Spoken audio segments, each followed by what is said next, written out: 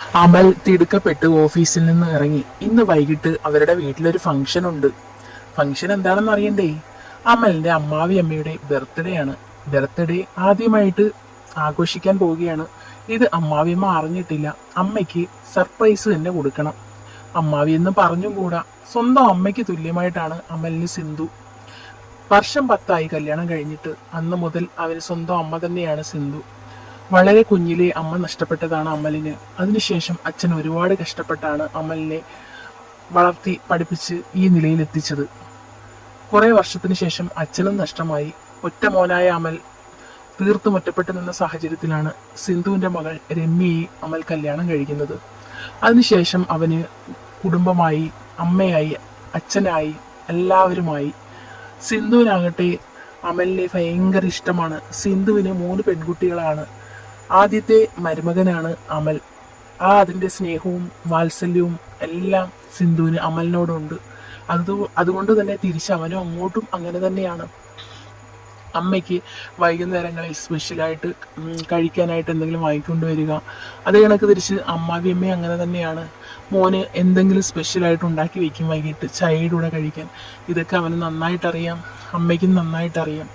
അപ്പോൾ പലപ്പോഴും രമ്യ പറയാറുണ്ട്, അമ്മയുടെ മോനാണോ അമല്, ഞാൻ മരുമകളാണോ എന്ന് കളിയാക്കി പറയാറുണ്ട്. കാരണം അവൾ തന്നെ കണ്ടിട്ടുണ്ട് അമ്മയ്ക്ക് അമലിനോടുള്ള സ്നേഹം. അപ്പോൾ തിടുക്കപ്പെട്ട് അവൻ ബൈക്കെടുത്തിറങ്ങി ഏറ്റവും നല്ലൊരു തുണിക്കടയിൽ പോയി അമ്മയ്ക്ക് സാരി എടുക്കണം. അത് വില കൂടിയ സാരി തന്നെ. അങ്ങനെ കുറച്ചു ദൂരം മുന്നോട്ട് പോയതും ഒരു വലിയ തുണിക്കട കണ്ടു. അവൻ തുണിക്കടയ്ക്ക് അകത്തേക്ക് കയറി. അവിടെ ചെന്നിട്ട് അമ്മയുടെ മുഖം മനസ്സിൽ സങ്കല്പിച്ചു. അതിനുശേഷം അവൻ 2 കളറുകൾ പറഞ്ഞു സെയിൽസ് ഗേളിനോട്. അവർ ആ കളറുകൾ കൊണ്ടുവന്നു. ആദ്യ കാഴ്ചയിൽ തന്നെ അതിലൊരു സാരി അവന് ഇഷ്ടപ്പെട്ടു. അപ്പോൾ തന്നെ അത് പാക്ക് ചെയ്യാൻ പറഞ്ഞു. അപ്പോൾ റേറ്റ് നോക്കിയതും നല്ല വില കൂടിയതാണ്. അവന് കൂടുതൽ സന്തോഷമായി. അമ്മയ്ക്ക് ഏറ്റവും കൊടുക്കാൻ പറ്റിയ ഏറ്റവും നല്ല സർപ്രൈസായി ആണ് അതെന്ന് തോന്നി. അതിനുശേഷം ഒരു സാരിയും കൂടി അവൻ സെലക്ട് ചെയ്തു. അതും നല്ല സാരിയാണ്, നല്ല കളറുമാണ്, അതും അത്യാവശ്യം വില കൂടിയതാണ്. രണ്ടും അവൻ പാക്ക് ചെയ്ത് വാങ്ങിച്ചു. അതിനുശേഷം കുറേ ചോക്ലേറ്റ്സും ചെറിയൊരു കേക്കും വാങ്ങിച്ചു. ഇതെല്ലാം വാങ്ങിച്ച് ഭദ്രമായിട്ട് വീട്ടിലേക്ക് വെച്ച് പിടിക്കുകയാണ്. അമ്മയ്ക്ക് അറിയില്ല ഇന്ന് ഇങ്ങനൊരു സർപ്രൈസ് കൊടുക്കുന്ന കാര്യം. അവന് മനസ്സിൽ ടെൻഷനും എല്ലാം നിറഞ്ഞു. അമ്മയെ പ്രതീക്ഷിക്കാതെ കൊടുക്കുന്ന സർപ്രൈസ് അമ്മയ്ക്ക് എങ്ങനെയായിരിക്കും, അമ്മ അതെങ്ങനെ എടുക്കും എന്നൊക്കെയായിരുന്നു അവൻ്റെ മനസ്സിലെ ടെൻഷൻ. സന്തോഷം തന്നെയായിരുന്നു. അങ്ങനെ വീട്ടിലെത്തുന്നതിന് മുന്നേ ആയിട്ട് വൈഫ് രമ്യയെ വിളിച്ചു. എടി, ഞാൻ വീടെത്താറായി, അമ്മയുടെ ബർത്ത്ഡേ അല്ലേ ഇന്ന്, നമുക്കൊരു സർപ്രൈസ് കൊടുക്കാം, ഞാൻ കുറച്ച് കാര്യങ്ങളൊക്കെ വാങ്ങിച്ചിട്ടുണ്ട്. അപ്പോൾ രമ്യ പറഞ്ഞു, ഈ ഏട്ടൻ്റെ കാര്യം. അപ്പോൾ ചോദിച്ചു, അമ്മ എവിടെ? അമ്മ അടുക്കളയിലാണ്. പതുക്കെ ബൈക്ക് കൊണ്ടുവച്ചിട്ട് ഞാൻ സാധനങ്ങൾ നിലയിൽ തരാം, നീ പെട്ടെന്ന് കൊണ്ടുവന്ന് റൂമിനകത്ത് വയ്ക്കണം. അങ്ങനെ അമല് ബൈക്ക് സ്പീഡ് കുറച്ച് സൈഡിൽ കൊണ്ടുവന്ന് വെച്ചു. അതിനുശേഷം കയ്യിലിരുന്ന സാധനങ്ങൾ രമ്യയെ ഏൽപ്പിച്ചു. രമ്യ ഓടി കൊണ്ടുവന്ന് റൂമിനകത്ത് വെച്ചു. എന്നിട്ട് എന്നും വരുന്ന കണക്ക് കൈയും വീശി അകത്തേക്ക് കയറി. അടുക്കളയിൽ ചെന്ന് അമ്മയെ കണ്ടു. അമ്മയെ മുഖം കാണിക്കുന്നു വന്ന ഉടനെ. അതിന് ശേഷമേ കുളിക്കാൻ പോലും പോകാറുള്ളൂ. അമ്മയെ മുഖം കാണിച്ചതും അമ്മ, എൻ്റെ മോൻ വന്നോ, മക്കളിരിക്കും ചായ തരാം എന്ന് പറഞ്ഞിട്ട് അമ്മ ചായ എടുക്കാൻ പോയി. സെറ്റിയിൽ വന്ന് തളർന്ന കണക്ക് അവനിരുന്നു. ചൂട് ചായയുമായി അമ്മ വന്നു. കൂടെ കഴിക്കാനായിട്ട് ഇലയപ്പവും ഉണ്ടായിരുന്നു. അവൻ കഴിച്ചു, ചായയും കുടിച്ചു. അതിനുശേഷം പറഞ്ഞു, അമ്മ ഞാനൊന്ന് ഫ്രഷ് ആയിട്ട് വരട്ടെ. അപ്പോൾ അമ്മ പറഞ്ഞു, ഓക്കെ മോനെ, മോൻ പോയി ഫ്രഷ് ആയിട്ട് വാ, ഞാനിനി വിളക്കൊരുക്കാനുള്ള കാര്യങ്ങളൊക്കെ ചെയ്യട്ടെ. അങ്ങനെ അവർ വിളക്കും പാത്രങ്ങളുമായിട്ട് വെളിയിലോട്ട് പോയി. അമൽ ആ സമയം കൊണ്ട് കുളിച്ച് ഫ്രഷായി ഭാര്യയുമായി ഡിസ്കസ് ചെയ്തു ഇതെങ്ങനെ സർപ്രൈസ് ഒരുക്കണമെന്നൊക്കെ.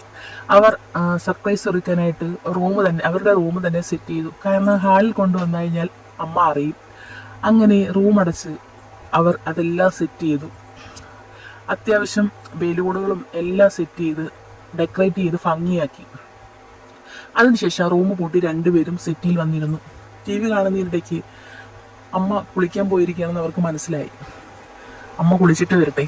കുളിച്ചിട്ട് വന്നതും ചന്ദനക്കുറിയൊക്കെ ഇട്ട് അമ്മ TV മുന്നിലേക്ക് വരാൻ നിന്നതും അകത്ത് നിന്നുകൊണ്ട് രമ്യ വിളിച്ചു, അമ്മേ അമ്മേ, പേടിക്കുന്ന മട്ടിൽ വിളിച്ചു.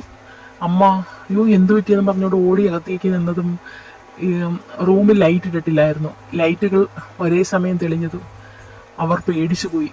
ഹാപ്പി ബർത്ത്ഡേയുടെ ഒച്ച കേട്ടതും അമ്മ ഞെട്ടി. ആരുടെ ബർത്ത്ഡേ ഇന്ന്?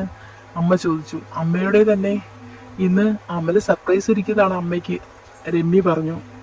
അമ്മ അമലിനെ ഇങ്ങനെ തുറച്ചു നോക്കി. അപ്പോൾ ബോധം കെടുവെന്ന മട്ടിലായിരുന്നു അമ്മ നിൽക്കുന്നത്. അമ്മയുടെ ജീവിതത്തിൽ ആദ്യമായിട്ടാണ് ഇങ്ങനെ ഒരു ബർത്ത്ഡേ ആഘോഷം. അമ്മ ഇതുവരെ ബർത്ത്ഡേ ഒന്നും ആഘോഷിച്ചിട്ടേ ഇല്ല. അമ്മ ഓടി വന്ന് അമലിനെ കെട്ടിപ്പിടിച്ചു. അമലും തിരിച്ചതുപോലെ. അമ്മ എന്തിനാ? നോക്കിയപ്പോൾ അമ്മയുടെ കണ്ണിൽ നിന്ന് കണ്ണുനീർ അവന്റെ കൈകളിലേക്ക് വീണു. അമ്മ എന്തിനാ കരയുന്നേ? ഞാൻ പിന്നെ എന്തിനാണ് അമ്മയുടെ മോനാണെന്ന് പറഞ്ഞ് നടക്കുന്നേ? ഇതൊക്കെ എന്റെ കടമയില്ലേ, അമ്മയുടെ ബർത്ത്ഡേ ഒക്കെ ആഘോഷിക്കേണ്ടത്? എനിക്ക് എന്റെ സ്വന്തം അമ്മ തന്നെ ഇല്ലേ? ഒരമ്മയുടെ സ്നേഹം എനിക്ക് തന്നത് ഇവിടെ നിന്നല്ലേ, പിന്നെ ഞാൻ എന്താ? അപ്പോൾ ഞാൻ ഇങ്ങനെയൊക്കെ ആഘോഷിപ്പിച്ചില്ലെങ്കിൽ ഞാൻ പിന്നെ ഒരു മകനാണോ എന്നൊക്കെ ചോദിച്ചു. അതിനുശേഷം അവർ 3 പേരും കൂടെ ഒരുമിച്ച് നിന്നു. അമ്മയെ അടുക്ക് നിർത്തി അവർ രണ്ടുപേരും അപ്പുറം ഇപ്പുറം നിന്ന് കേക്ക് കട്ട് ചെയ്തു. അമ്മയുടെ വായിലേക്ക് 2 പേരും ഓരോ പീസ് കേക്ക് വെച്ചു കൊടുത്തു. തിരിച്ച് അമ്മയും അവരുടെ വായിലേക്കും വെച്ചു കൊടുത്തു. അവരുടെ കണ്ണുകൾ തോരാതെ നിറഞ്ഞുകൊണ്ടിരിക്കുകയായിരുന്നു. കാരണം താൻ എന്ത് പുണ്യം ചെയ്തു തനിക്ക് ഇതുപോലൊരു മകനെ കിട്ടാനെന്ന് ആ അമ്മ ദൈവത്തോട് ചോദിച്ചു.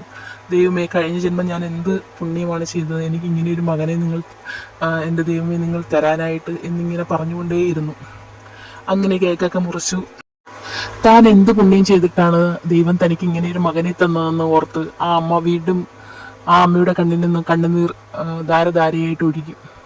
അതൊക്കെ കഴിഞ്ഞ് അവർ ആഹാരം കഴിക്കാനായിട്ടിരുന്നു. അമ്മ മോന് സ്പെഷ്യലായിട്ടുള്ള ഐറ്റംസ് ഒക്കെ ഉണ്ടാക്കിയിട്ടുണ്ടായിരുന്നു.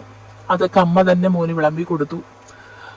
ആഹാരങ്ങൾ വീണ്ടും വീണ്ടും കഴിപ്പിച്ചു. അതിനുശേഷം കുറേ നേരം അവർ 3 പേരും ഇരുന്ന് സംസാരിച്ചു. പഴയ കാര്യങ്ങളും പുതിയ കാര്യങ്ങളും ഒക്കെ സംസാരിച്ചു. അന്നത്തെ ദിവസം അങ്ങനെ അവർ സുഖമായി ഉറങ്ങി. ശുഭം.